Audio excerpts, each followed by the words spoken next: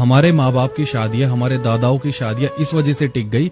आपने हमेशा देखा होगा कि जब आपके फादर बात करते हैं ना, आपकी माँ, हमारी दादियां चुपचाप सुनती हैं, बोलती हैं। मैंने अपने घर में देखा, जब मेरे फादर कुछ बोलते हैं किसी बात, चाहे सही बात हो चाहे गलत बात हो, मेरी मदर बोलती है हाँ, ठीक है। 1 घंटा 2 घंटा बाद में आएंगे और अपनी बात रख देंगे, तब मेरे फादर कर रहे होते हैं ठीक है। ये होती है कम्युनिकेशन, कि इस वक्त इनको अपनी बात कह लेने दो, मैं चुप रहूंगी। अब मैं अपनी बात कह रही हूँ, आप चुप रहो। हेलो, राम राम, जय सिया राम। हमेशा की तरह प्रभु श्री राम आप सबको बहुत अच्छा रखे। क्या की ये दिल से प्रार्थना है ईश्वर से। अभी तक हमने आपसे बहुत सारे टॉपिक डिस्कस किए और कुछ टॉपिक ऐसे थे जो सामान्य परिचर्चा से हटकर थे, पर मैं इसी तरह के टॉपिक डिस्कस करना चाहती हूँ, आप लोगों तक पहुँचाना चाहती हूँ। और आज मैं आपसे एक, वो कहते हैं ना कि बिल्कुल अनटच, जिस पे लोग बात नहीं करना चाहते, मैं आज आपसे वो टॉपिक डिस्कस करना चाहती हूँ। और वो टॉपिक है कि समय के साथ क्या लोगों की शादी से डिमांड भी बदल गई है। हैरान हो गए ना कि मैं क्या कह रही हूँ। इसको जब डिस्कस करूँगी तो आपकी हैरानी, आपकी फैली हुई आंखें नॉर्मल मोड में आ जाएंगी। तो आइए देखते हैं कि शादी संभोग तक सिमट कर रह गई है। मर्द अपनी गर्मी औरत के शरीर से निकालना चाहता है और औरत अपनी चाहत मर्द के आलिंगन से। मुझे लगता है कि ये पुरानी बातें हैं, ये किंवदंती थी।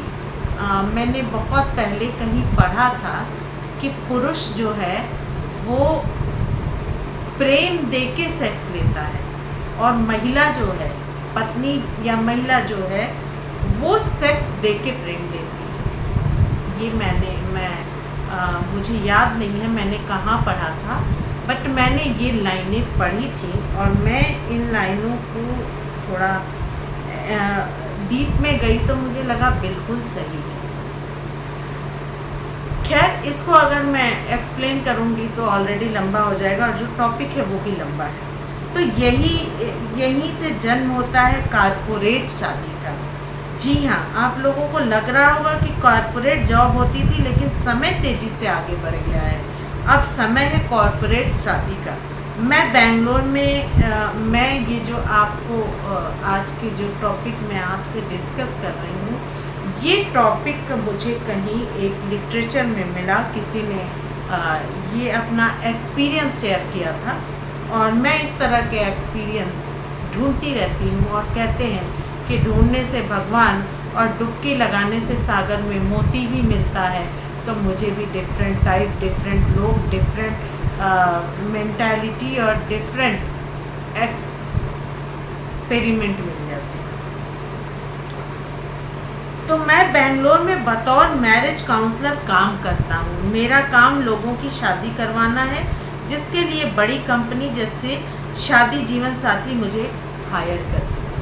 लेकिन आज समय इतना तेज़ी से बदल रहा है कि इसके सामने मनुष्य जाति का सबसे पवित्र बंधन, शादी का बंधन भी छोटा लगने लगा है और इसकी वजह से जन्म होता है कॉर्पोरेट शादी। इस शादी में लड़के और लड़की की प्रोफाइल बनाई जाती है शादी वाले ऐप्स पर। आप सब जानते होंगे शादी.com या इस तरह के जो शादी मैरिज ब्यूरो वाले होते हैं। जब सब कुछ ऑनलाइन है तो ये भी ऑनलाइन है। यहाँ पहले प्रोफाइल बनाई जाती है, एक दूसरे को जब मैचिंग होती है तो मिलने का प्रोग्राम बनाते हैं। अगर वो एग्री होते हैं तो वो बातें शादी तक पहुँचती हैं। तो ये यही बता रहे हैं कि लड़के और लड़की की प्रोफाइल बनाई जाती है शादी वाले ऐप पर। पहले जहाँ शादी करते वक्त परिवार और लड़के का चरित्र, वो जिम्मेदार है या नहीं, ये देखा जाता था। आज लड़के के बारे में देखा जाता है कि वो कमाता कितना है, किस कंपनी में कितना शेयर है, पत्नी को क्लब जाने देगा या नहीं, पत्नी के अगर लड़के दोस्त हुए तो कोई आपत्ति तो नहीं होगी उसे, लड़के की पढ़ाई किसी बड़े IIT या IIM जैसे कॉलेज से होनी चाहिए। लड़का स्टैंड अलोन होना चाहिए, उसके माँ बाप साथ में ना हों, और लड़की ऐसी देखी जाती है जो दिखने में सुंदर हो या ना हो, उसका फिगर एकदम अच्छा होना चाहिए, ना पतली हो ना मोटी हो, स्तन शरीर के हिसाब से थोड़े बड़े हो तो नितंब चौड़े हों। ये आप सोच रहे होंगे मैं अपने तरफ से नहीं बोल रही हूँ, इस तरह की डिमांड होती है। जब वहाँ प्रोफाइल बनाई जाती है तो लड़का कैसी लड़की चाहता है वो वहाँ पे शो करता है, और लड़की कैसा लड़का चाहती है वो भी शो करती है। इसके बाद बारी आती है पढ़ाई की। इंडिया के किसी अच्छे कॉलेज से पढ़ी हो, प्राइवेट जॉब हो लेकिन कंपनी अच्छी हो, पति की महिला कलीग से कोई आपत्ति ना हो, दहेज दे या ना दे, पर सेक्स करने से किसी तरह का परहेज नहीं होना चाहिए। इसीलिए मैंने आपसे शुरू में कहा कि शादी के रिश्तों में बदलता हुआ डिमांड, पहले सब कुछ रुपया पैसा दहेज होता था, लड़की की हुनर होता था, उसे क्या आता है, सीना पिरोना आता है नहीं, खाना बनाना आता है नहीं है, संस्कारी है कि नहीं है। लेकिन अब ये बदल गई हैं, ये मान्यताएं बदल गई हैं कि ये बातें मनगढ़ंत नहीं है, बल्कि मेरे पास शादी के लिए आए 500 से अधिक लोगों के कॉमन प्रश्न हैं ये, और ऐसा होता है, ऐसा नहीं है कि हम बढ़ा चढ़ा के आपसे बता रहे हैं। देखिए, जिस जगह पे हम नहीं जाते, जिस चीज़ों का हमें अंदाज़ा नहीं होता, हमें जानकारी नहीं होती, हम सोचते हैं कि ये कुछ एक्सेस हो रहा है, सामने वाला अपने मन की बात बता रहा है। ऐसी बात नहीं है। इस तरह की चीज़ें, भ्रांति फैलाना हमारा मकसद नहीं है, और इस तरह के भ्रांतिगत मैसेज को, भ्रांति पूर्ण कहानियों को, स्टोरी को मैं आपसे शेयर नहीं करती, क्योंकि मैं भी जानती हूँ मैरिज ब्यूरो का काम, हमारे जानने वाले उसमें काम करती हैं, तो उससे मैं समय समय पे पूछती रहती हूँ। और मैंने भी एक बार जॉब के लिए अप्लाई किया था ऑनलाइन, जब कोविड का टाइम था, तो मैंने ज़्यादा दिन तो काम नहीं किया, 1 महीने काम किया। तो उसमें मैंने प्रोफाइल देखी, उसमें अजीब अजीब से डिमांड थे कि उसको क्लब जाना पसंद है कि नहीं, डांस करना पसंद है कि नहीं, पेंसिल हिल पहनती है कि नहीं, शार्ट कपड़े पहनती है कि नहीं। तो थोड़ा सा उस समय मेरा भी चक्षु ज्ञान खुला था देख के कि अच्छा, ट्रेंड इतना चेंज हो गया है। तो जब लड़के और लड़की की मीटिंग होती है, उसके बाद वो फ़ोन पर बात करते हैं, तो पहला सवाल दोनों तरफ से होता है कि उन्हें संभोग करना कितना पसंद है। कुछ लोगों को इससे परहेज होगा, लेकिन ये वाकई में आज का टॉप क्वेश्चन है, क्योंकि उनके हिसाब से अगर ये चीज़ें नॉर्मल नहीं हैं तो लाइफ में कुछ भी नहीं है, वो ठीक से जी नहीं पाएंगे। एनीवे, देखते हैं। वैसे मैं अगर इस सवाल पे अपने विचार दूं, तो आप ये बताओ कि ट्रेंड कितना चेंज हो गया है। जब एक समय था कि लड़का लड़की को देखने नहीं आता था, परिवार वाले देखने आते थे, लड़का सिर्फ फ़ोटो देख लेता था, और बहन और माँ से, बहन माँ से तो नहीं, बहन से चुपके चुपके पूछता था तेरी भाभी कैसी दिखती है, लड़की अपने छोटे भाई से पूछती थी तेरे जीजा कैसे दिखते हैं, कैसे बात करते हैं। थोड़ा सा और हम विकसित हुए तो कुछ घरों में लड़का भी देखने आने लगा लड़की को, लेकिन लड़की में इतनी हिम्मत नहीं थी कि सबके सामने वो आंखें उठा के लड़के को देख सके। फिर थोड़ा सा और एडवांस हुए तो लड़की और लड़के को कुछ देर के लिए अकेले में बात करने के लिए छोड़ने लगे। उसके बाद थोड़ा और एडवांस हुए, जब सोशल साइट का ज़माना आया तो लड़के और लड़की एक दूसरे को सोशल साइट पे ही चैटिंग करने लगे, एक दूसरे को जानने लगे, वीडियो कॉलिंग करने लगे और डेट एंजॉय करने लगे। फिर आज का ट्रेंड तो और ज़्यादा उन्नत हो गया है, मैं कहूँगी। तो हो सकता है कुछ लोगों को ऑब्जेक्शन हो, मुझे लगता है कुछ लोग कारपोरेट वाले या कुछ जो बहुत ज़्यादा एडवांस हैं, मुझे लगता है कि वो एक दूसरे को फिजिकल रिलेशन से पहले जज करते हैं। ट्रायल मैरिज, अगर फिजिकल रिलेशन ठीक है तो शादी की जा सकती है, अदरवाइज नेक्स्ट। तो मेरा आपसे ये कहने का मतलब है, ये मंतव्य था कि हमारा हिंदू संस्कार, हमारी हिंदू संस्कृति कहाँ जा रही है। शादी से पहले, जब शादी से 2-4 दिन पहले माँ या भाभियाँ लड़की को अकेले में कुछ चीज़ें सिखाती थी, लड़के को लड़के के दोस्त सिखाते थे, और जब वो एक दूसरे से मिलते थे तो इन सब चीज़ों से वो एकदम अनभिज्ञ होते थे। कभी किसी, तब गूगल नहीं था, कोई किसी से पूछता भी था तो दोस्त हंस के कहते थे ये भी कोई सीखने की चीज़ है, ये तो समय के साथ सबको आ जाता है। आज देखिए ट्रेंड क्या है कि खाना बनाना आए ना आए, बात करना आए ना आए, फिजिकल रिलेशन में एक्सपर्ट होना चाहिए। भाई इसका मतलब ये है, मुझे जहाँ तक लगता है कुछ समय के बाद इसके भी ट्रेनिंग सेंटर खुलने लगेंगे। हो सकता है कहीं खुल भी गए हों। भाई हम और आप तो थोड़े पिछड़े हुए हैं ना, चाहे एज से, जनरेशन से, मेंटालिटी से, नॉलेज से, एडवांसनेस से। एनीवे, आप इन बातों को सीरियस मत लीजिएगा। वैसे अगर कहीं ट्रेनिंग सेंटर हो, आपको इन्फॉर्मेशन हो तो मुझे बताइएगा, अगले वीडियो में हम उसको डिस्कस करेंगे तो उसका सिस्टम क्या है। ठीक है, तो मैं यही कह रही थी कि पहला सवाल दोनों तरफ से होता है कि उन्हें संभोग करना कितना पसंद है। मानो जैसे शादी की बात नहीं बल्कि किसी वैश्य से डील चल रही हो, यानी बिजनेस चल रहा हो। आज मेरे क्लाइंट दिल्ली, बेंगलोर, गुड़गांव में हैं और अंदर ही अंदर ये खेल चल रहा है। और लोगों की शादी भी होती है, लेकिन ये शादी हर तरह के मर्यादा के परे होती है। और कुछ साल में जब ऐसे लोगों का संभोग से मन भर जाता है तो इनकी शादी सिर्फ नाम मात्र की रहती है। नाम मात्र की रहती है, या मैं ये कहूँ कि फिर तलाश शुरू होती है, ऑप्शनल। वो ढूंढना शुरू करते हैं, फिर उनका मन कहीं और लग जाता है, फिर बात डिवोर्स तक आती है। और या तो फिर वहाँ पे अगर ये होता है कि प्रति उत्तर में अगर पति ऐसा है ढूंढ रहा है ऑप्शन, तो पत्नी भी ढूंढने लगती है कि भाई जब तुम्हें परवाह नहीं है, तुम ढूंढ सकते हो, तो मैं तुमसे कम हूँ। आज के डेट में शादियों के टूटने का रीज़न यही है कि कोई किसी से कम नहीं होना चाहता। देखिए, शादी और प्रेम दो ऐसी चीज़ें हैं जिसमें जब तक आप समर्पित नहीं होंगे, आपका समर्पण नहीं होगा ये कहने से कि मैं तुम में आत्मसात हूँ, जो तुम हो तुम सुपर हो, मुझसे सुपीरियर हो, चाहे वो पति हो, प्रेमी हो, पत्नी हो, प्रेमिका हो, तो रिश्ते बड़े प्यार से चलते हैं। लेकिन जहाँ पे एक डील होती है कि मैं ही मैं हूँ, वहाँ पे रिश्ते नहीं चल पाते। वो रिश्ते चाहे बच्चों से माँ बाप के हों, भाई बहनों के हों, पति पत्नी के हों, प्रणय संबंध हो, या कोई भी रिश्ते हों। तो आगे बढ़ते हैं।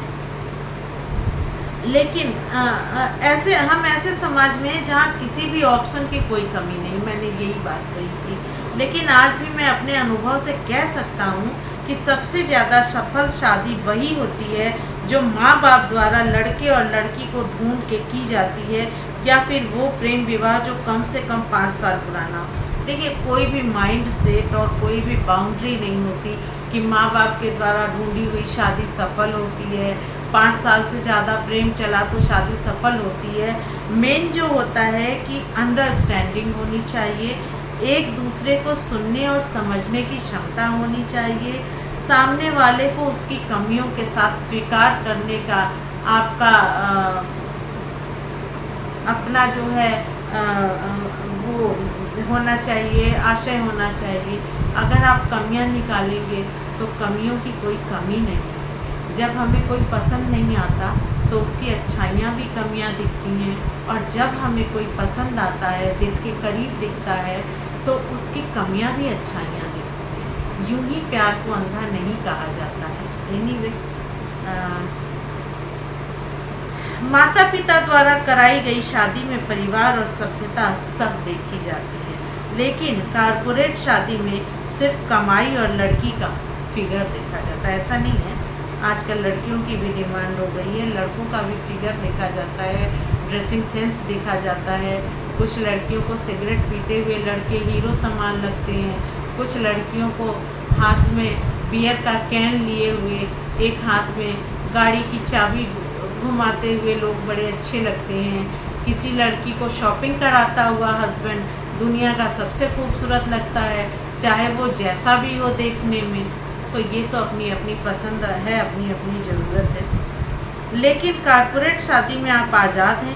थोड़ी सी भी कमी होने पर आप अपनी पत्नी या पति को छोड़ते नहीं हैं, बल्कि बाहर मुंह मारने निकल पड़ते हैं। और यही कारण है कि दिल्ली, मुंबई, बेंगलोर में काम करने वाले ज़्यादातर शादीशुदा लोगों के गैर मर्द और महिला के साथ संबंध बढ़ रहे हैं। भाई साहब, आप जो भी हैं, मैं आपके इस बातों से सहमत नहीं हूँ कि सिर्फ दिल्ली, मुंबई और बेंगलोर, आज ये वाला जो कोरोना का रोग है, ये गांव से लेके शहर तक हर जगह फैल चुका है।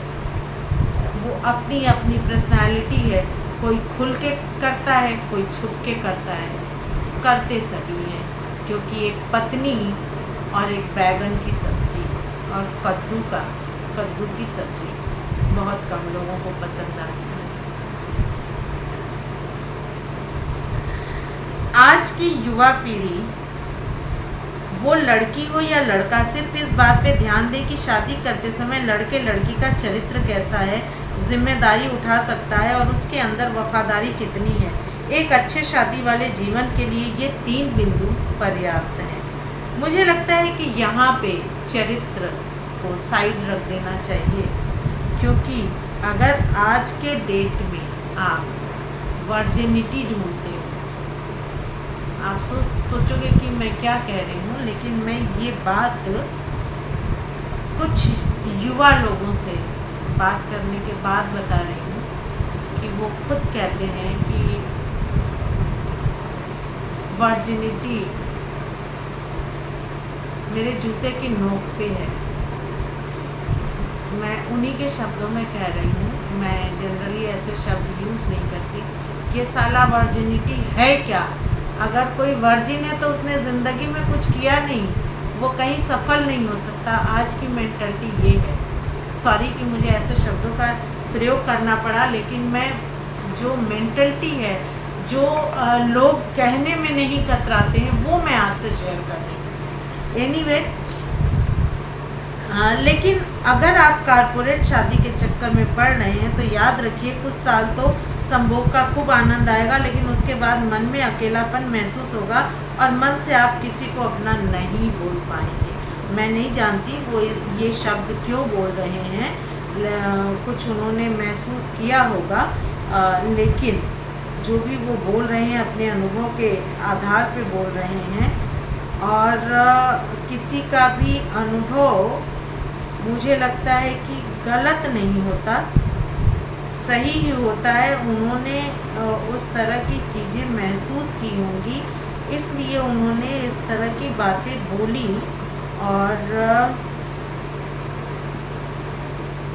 मुझे लगता है कि ये कुछ अतिशयोक्ति नहीं है और ये बिल्कुल फैक्ट होगा। बाकी मैंने एक जगह एक लाइन और पढ़ी थी जो मैं आपसे साझा करना चाहती हूँ। एक लाइन थी कहीं कि मैरिज और वेडिंग में क्या अंतर है, क्या आप बता सकते हैं?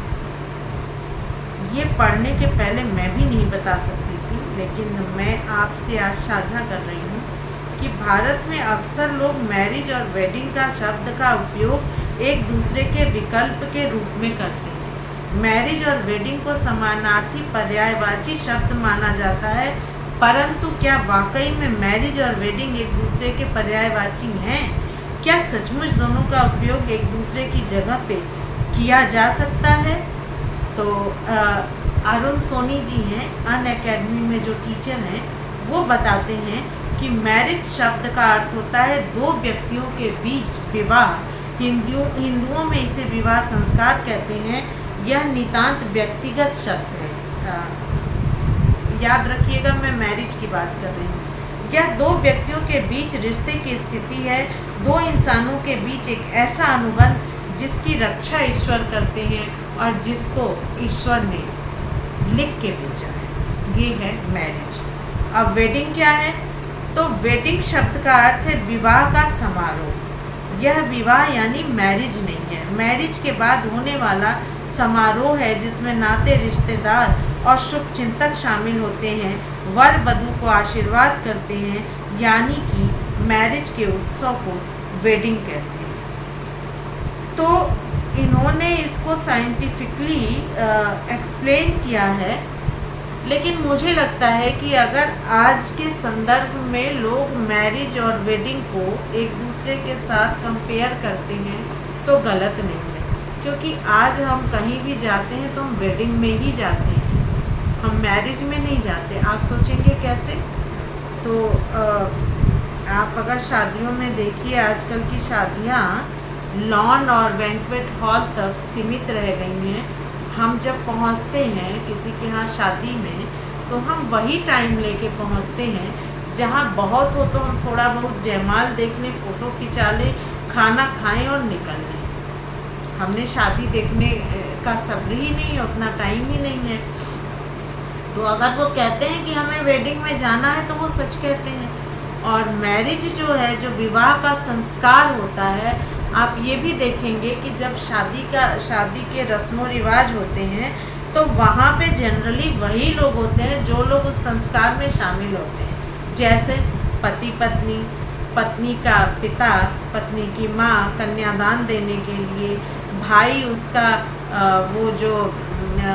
वो क्या बोलते हैं, जो पानी गिराते हैं कन्यादान के समय और लावा परछने के लिए, बहन जो होती है वो सिंदूर संवारने के लिए, और लड़के की जो भाभी होती है वो गठबंधन करने के लिए, और पिता जो होते हैं या फूफा जो होते हैं वो जो सामान आया होता है लड़के की तरफ से उसको देने के लिए बार बार।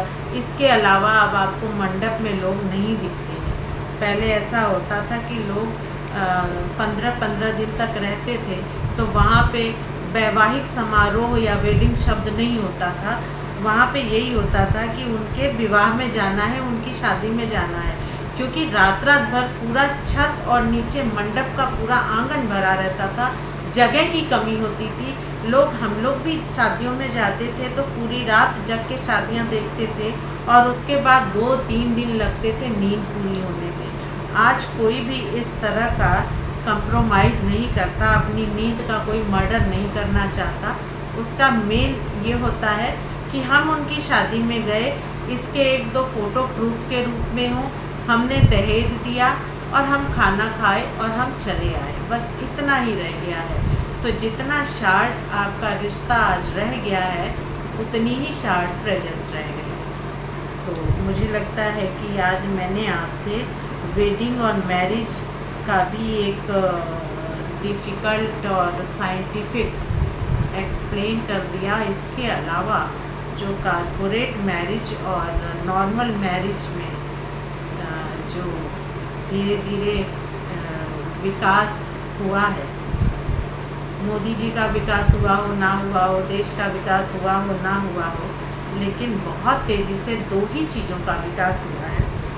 एक तो सोशल साइट पे लोगों के एक दूसरे से कनेक्ट होने का, और दूसरा हुआ है फिजिकल रिलेशन। और कोई ऐसा विकास मुझे नहीं लगता कि हुआ है। अगर कागज़ों पे नारी सशक्तिकरण, वुमेन एम्पावरमेंट को अगर देखा जाए तो वो छोटे कपड़ों में सिमट के रह गया और कुछ नहीं। बाकी एक और बहुत ही संवेदनशील टॉपिक है, उसको मैं किसी और दिन आपसे साझा करूँगी और ज़रूर करूँगी, और उसमें भी क्या सावधानियां हैं वो भी मैं आपसे डिस्कस करूँगी। और वो टॉपिक है कि जब आप बस में फीमेल होते हुए अकेले सफ़र करती हैं तो कुछ मर्दों की मेंटलिटी और एक्टिविटी क्या होती है, ये मैं आपसे किसी और वीडियो में ज़रूर साझा करूँगी। ये मेरी दिली तमन्ना भी है और मेरा एक्सपीरियंस भी है। ये सब समाज की बुराइयां हैं जिनसे लोग कन्नी काटते हैं, जिस पे लोग बातें नहीं करना चाहते। फिर भी चलते चलते मेरे अंदर एक कचोट सी है, तो मैं 2 लाइनों में आपसे बात करना ये चाहती हूँ कि अगर कहीं पे भी किसी भी प्लेस पे आपके करीबी रिश्ते का पुरुष या कोई अननोन व्यक्ति, जैसे बस में जा रहे हैं, कहीं खड़े हैं, ऑफिस में हैं, गलत इंटेंशन से आपको टच करता है या टच करना चाहता है या आपके साथ कुछ गलत करता है, तो अगर उसने टच किया तो वो